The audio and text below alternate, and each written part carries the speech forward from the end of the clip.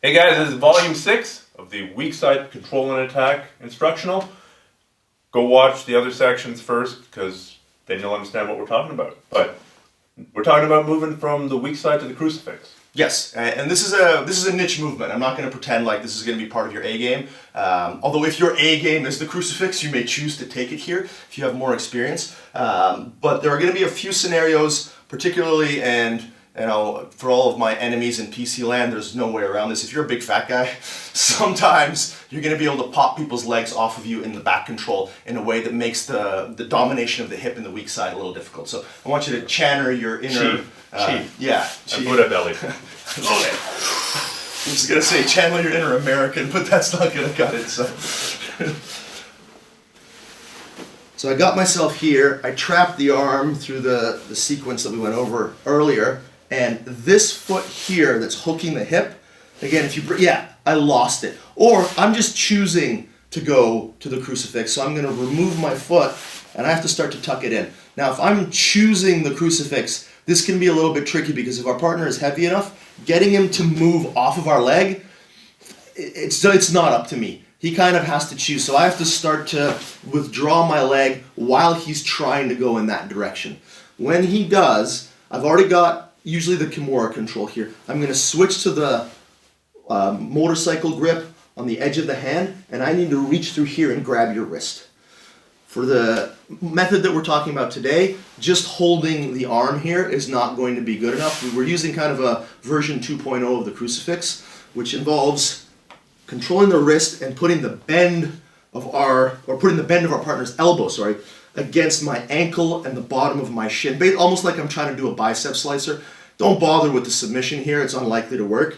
But what I'm going to now be able to do is bring my bottom leg over your wrist and place my foot against my calf. So I'm now Kimura-ing you with my legs. All right? So as long as I have this control, I can afford to let go and start to grip here. I'm withdrawing my knee. It's important for this that my arm be inside of the space between your head and my thigh. I can't go like this and withdraw my leg sufficiently. So I'm reaching in between and grabbing your wrist or grabbing the back of your hand. Anything that adds rotational control is usually a good idea. I'm withdrawing my foot as far as I can get it until the bottom of your forearm is resting against my instep. And then I'm going to start to push down so that I can cover my own hand with the back of my left knee. I'm now going to cover and extend so that my right foot is touching my calf. So I'm basically creating a leg press, or like a double leg press alignment. My left foot is going on the mat. We'll go over dig mechanics for the choke in another video, but I can start attacking the choke from here definitely.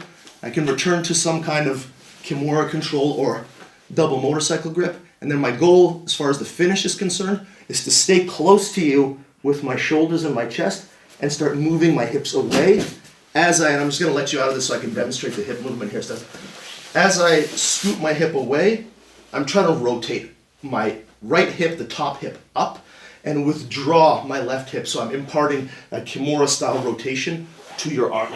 So as with most crucifix style attacks, if I'm losing my mind defending my arm, opens my neck up.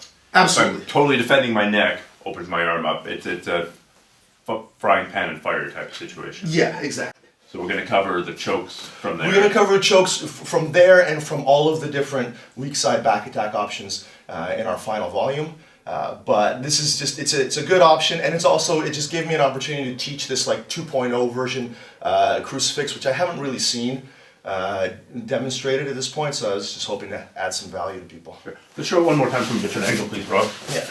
So assuming that I got myself to the weak side, I'm dominating the shoulder here, creating lever control, I'm controlling the hip, I have managed to step over the shoulder, extend, and find my foot inside. Either because my partner bridges, and if my partner bridges, then it's very easy to go to the crucifix, I believe it's called. If my partner doesn't bridge, you may get stuck here, so just be aware of that.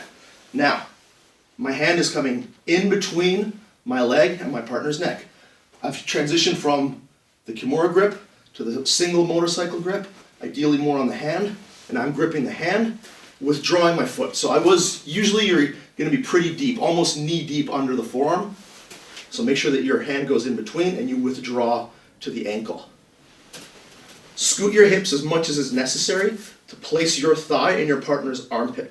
I want to be a little bit closer to his right side, because if I'm too far away, I'm going to have to use leg dexterity, and if you've ever heard me teach before, I'm not a big fan of leg dexterity.